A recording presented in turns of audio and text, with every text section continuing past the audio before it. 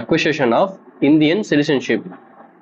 So Indian சிட்டிசன்ஷிப்பை எப்படி நம்மளால வாங்க முடியும், இல்லை வந்து எப்படி நம்மளால எடுத்துக்க முடியும் அப்படிங்கிறது தான் இந்த கொஸ்டினுக்கான அர்த்தம். ஜென்ரலா சிட்டிசன்ஷிப் அப்படிங்கிற இந்த டேர்முக்கான அர்த்தம், சிட்டிசன்ஷிப் அப்படிங்கிற இந்த டேர்முக்கான அர்த்தம் எதுலையுமே நம்ம இந்தியாவை பொறுத்த வரைக்கும் எக்ஸ்பிளைன் பண்ண கிடையாது. ஸோ அப்படி பார்க்கும்போது சிட்டிசன் அப்படின்னா என்னன்னா, ஒரு இண்டிவிஜுவலுக்கும் ஸ்டேட்டுக்கும் இருக்கக்கூடிய அந்த ரிலேஷன்ஷிப் தான் சிட்டிசன்ஷிப் அப்படின்னு சொல்றாங்க காமனா எல்லாருமே.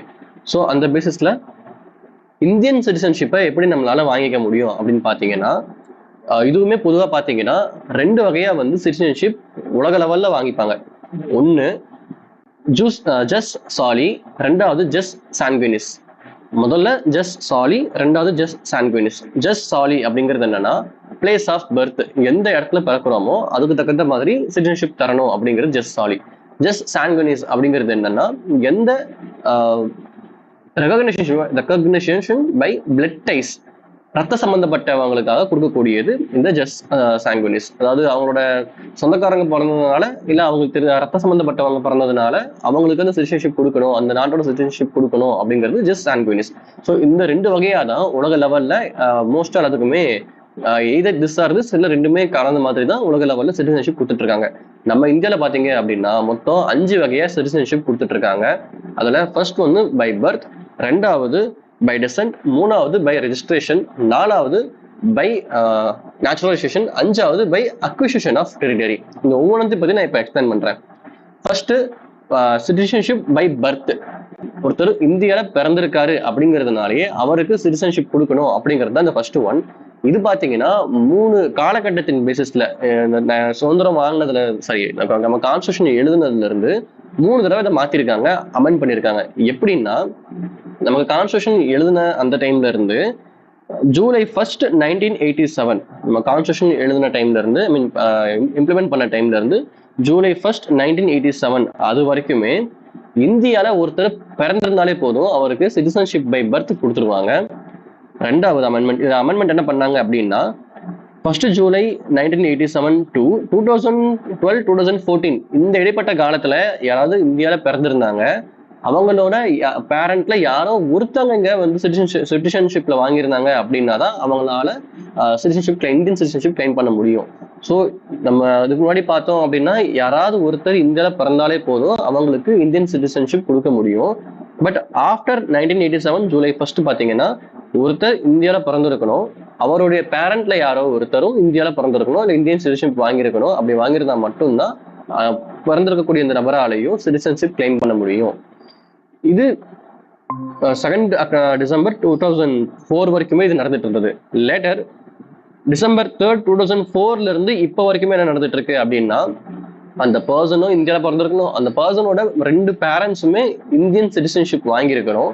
அப்படி இல்லையா, அந்த 2 பேர்ல யாரோ ஒருத்தர் இந்தியன் சிட்டிசனா இருக்கணும், ரெண்டாவது person not and illegal migrant, அதாவது இல்லீகல் மைக்ரண்டா வெளிநாடுகள்ல இருந்து வெளிநாடுகள்ல இருந்து வந்திருக்க கூடாது அப்படிங்கிறது தான் அந்த 3rd பாயிண்ட். ஸோ இந்த பை பர்த் பாத்தீங்கன்னா மொத்தம் 3ஆ கிளாஸிஃபை பண்ணியிருக்காங்க. இந்தியாலே பிறந்திருந்தாங்க அவங்களுக்கு சிட்டிசன்ஷிப் கொடுத்துடணும், ரெண்டாவது இந்தியால பிறந்திருக்கணும் பிளஸ் அவங்க ஏதாவது ஒரு பேரண்ட் வந்து இந்தியால சிட்டிசன்ஷிப் வாங்கியிருக்கணும், மூணாவது அவர் இந்தியால பிறந்திருக்கணும், அவருடைய பேரண்ட்ல 2 பேருமே இந்தியால பிறந்திருக்கணும். அப்படி இல்லையா 2 பேர்ல ஒருத்தர் இந்தியன் சிட்டிசன்ஷிப்பா இருக்கணும், இன்னொருத்தர் நாட் அண்ட் இல்லீகல் மைக்ரண்டா இருக்கணும். இந்த 3மே அமெண்ட்மெண்ட் பண்ணி அடுத்தடுத்து கொண்டு வராங்க. ஒவ்வொரு காலகட்டத்தில் தகுந்த மாதிரி அமெண்ட்மெண்ட் பண்ணி கொண்டு வராங்க. இப்போ சிட்டிசன்ஷிப் பை டெசன்ட், வம்சாவளி பேசிஸ்ல வந்து எப்படி சிட்டிசன்ஷிப் கொடுக்கறது அப்படிங்கிறது. நான் முதல்ல சொன்ன இந்த பை பர்த் பாத்தீங்க அப்படின்னா, ஜஸ் சாலி, ஜஸ் சான்குனிஸ். முதல்ல இந்த ஃபர்ஸ்ட் கான்ஸ்டிடியூஷன் எனாக்ட் பண்ண டைம்ல வெறும் ஜஸ்ட் சாலி மட்டும்தான் கொடுத்துருப்பாங்க. அதுக்கடுத்து பாத்தீங்கன்னா இந்த கான்ஸ்டிடியூஷனை ஐ மீன் இந்த சிட்டிசன்ஷிப் அமெண்ட்மெண்ட் ஆக்ட் பொறுத்து இந்த 2 தடவை ஆக்ட் அமெண்ட் பண்ண டைம்ல ஜஸ்ட் சான்குனிஸையும் வந்து உள்ள இன்சர்ட் பண்ண ஆரம்பிச்சிட்டாங்க. முதல்ல கான்ஸ்டிடியூஷன் எனாக்ட் பண்ணும்போது ரொம்ப பிராடான சென்ஸ்ல வந்து சிட்டிசன்ஷிப் கொடுக்கணும் அப்படிங்கிற மைண்ட் செட்ல இருந்தாங்க.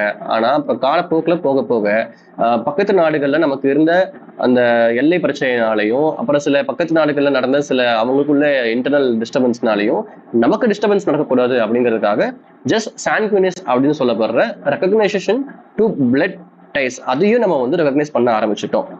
ஸோ இதுதான் பை பர்த். ரெண்டாவது பை டெசன்ட், வம்சாவளி மூலியமா ஒருத்தவங்களுக்கு வந்து சிட்டிசன்ஷிப் எப்படி கொடுக்க முடியும்.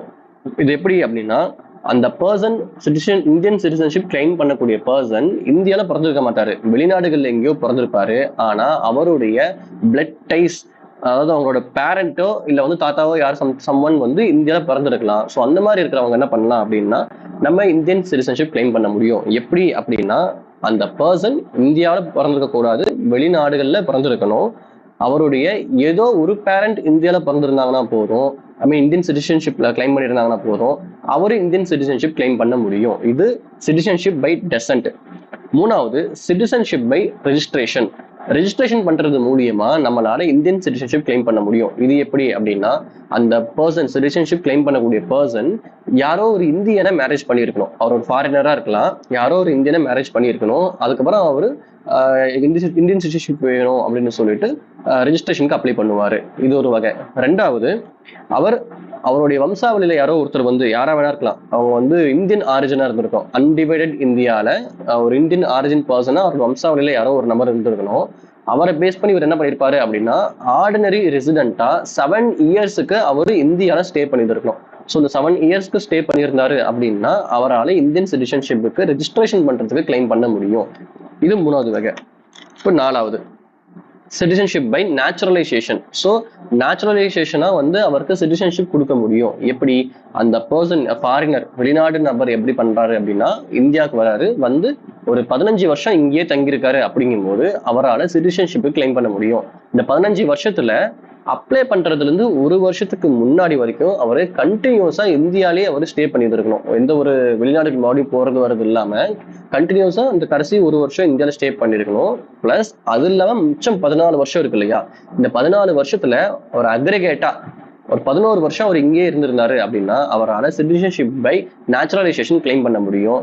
பட் அவரால் சிட்டிசன்ஷிப் பை ரெஜிஸ்ட்ரேஷன் கிளைம் பண்ண முடியாது. நேச்சுரலைசேஷன் தான் கிளைம் பண்ண முடியும். ஏன்னா அந்த கடைசி சிட்டிசன்ஷிப் பை ரெஜிஸ்ட்ரேஷன் பார்த்தீங்க அப்படின்னா, அவரு ஃபாரினரா இருந்தாருன்னா ஒன்று இந்தியன் சிட்டிசனுக்கு வந்து மேரேஜ் ஆயிருக்கணும், இல்லையா இந்தியன் ஆரிஜின் பர்சனா இருக்கணும். பட் இங்க நேச்சுரலைசேஷன் பொறுத்த வரைக்கும் அவர் ஃபுல் அண்ட் ஃபுல்லா ஃபாரினரா இருந்தாலே போதும். கடைசி இப்போ இந்த 15 வருஷத்துல ஒரு வருஷம் ஃபுல் அண்ட் ஃபுல்லா இங்க இருந்திருக்கணும். மிச்சம் இருக்கிற 14 வருஷத்துல 11 வருஷம் இந்தியால அவரு ஓரளவுக்கு ஒரு அக்ரிகேட்டா இருந்திருந்தாருனாலே போதும். கண்டிப்பா அவரால் சிட்டிசன்ஷிப் பை நேச்சுரலைசேஷன் கிளைம் பண்ணிக்க முடியும் இந்தியாவை பொறுத்த வரைக்கும். அஞ்சாவது by incorporation of territory. India கூட வேற ஒரு ஏரியா வந்து மெர்ஜ் ஆகுது அப்படிங்கும்போது அந்த மெர்ஜ் ஆகிற பர்சன், அந்த மாநிலம் இல்ல ஒரு நாடு இருக்கு இல்லைங்களா, அவங்களுமே வந்து இந்தியன்ஸா கிளைம் பண்ணிக்க முடியும். ஃபார் எக்ஸாம்பிள் 1975ல சிக்கிம் அப்படிங்கிற அந்த ஒரு நாடு வந்து இந்தியா கூட மெர்ஜ் ஆச்சு. ஸோ அப்போ சிக்கிம்ல இருந்தக்கூடிய அந்த நாட்டு மக்கள் எல்லாருமே இந்தியன் சிட்டிசன்ஸா தங்களை கிளைம் பண்ணிக்க ஆரம்பிக்கிறாங்க. ஸோ இது வந்து citizenship by incorporation of territory. இது எல்லாமே எங்க சொல்லியிருக்கு அப்படின்னு பார்த்தோம் அப்படின்னா, Indian citizenship act, citizenship act 1955ல section 3 by birth, section 4 by descent, section 5 by registration, section 6 by naturalisation, section 7 by incorporation of territory. So இந்த சிட்டிசன்ஷிப் ஆக்ட் 1955ல இது எல்லாமே சொல்லியிருக்காங்க. இப்போ இந்த சிட்டிசன்ஷிப் பொறுத்த வரைக்கும் இன்னும் 2 ஸ்பெஷல் பாயிண்ட் என்ன அப்படின்னா, நம்ம இந்தியா பொறுத்த வரைக்கும் டூயல் சிட்டிசன், இரட்டை குடியுரிமை அப்படிங்கிறது கிடையாது. இந்தியன் அப்படின்னு தான் சொல்ல முடியும். ஒவ்வொரு மாநிலத்தில் இருக்கக்கூடியவங்களுக்குன்னு சொல்லி தனித்தனியா அமெரிக்கால கொடுக்குற மாதிரி நமக்கு வந்து டூயல் சிட்டிசன்ஷிப் கிடையாது. ரெண்டாவது, naturalization given to persons rendered distinguished service to science, philosophy, art or literature. So இந்த 4 விஷயத்துக்கு, சயின்ஸ், பிலாசபி, ஆர்ட், லிட்ரேச்சர், இந்த 4 விஷயத்துல இந்தியால இருந்து வேற யாராவது ஒரு ஃபாரினர் வந்து ஒரு கான்ட்ரிபியூஷன் செய்யறாங்க அப்படிங்கும்போது பை நேச்சுரலைசேஷன் மூலியமா அவங்களுக்கும் சிட்டிசன்ஷிப் இந்தியன் கவர்மெண்ட் கொடுப்பாங்க. ஸோ இப்போ இந்த 5 வகை தான் பாத்தீங்க அப்படின்னா நமக்கு citizenship, acquisition of Indian citizenship. இப்போ நான் சொன்ன பேசிஸ்ல நம்ம என்ன பண்ணலாம் அப்படின்னா, ஒரு ஃப்ளோ சார்ட் மாதிரி போட்டு நம்ம 5 மார்க்குக்காகவும், in case judicial service exam try பண்றீங்களா இருந்தீங்க அப்படின்னா 5 மார்க்குக்காகவும் எழுத முடியும், இல்லை 3 மார்க்குக்கும் எழுத முடியும். செமஸ்டர் எக்ஸாம் ட்ரை பண்றவங்களால 4 மார்க்குக்கு இது எழுத முடியும்.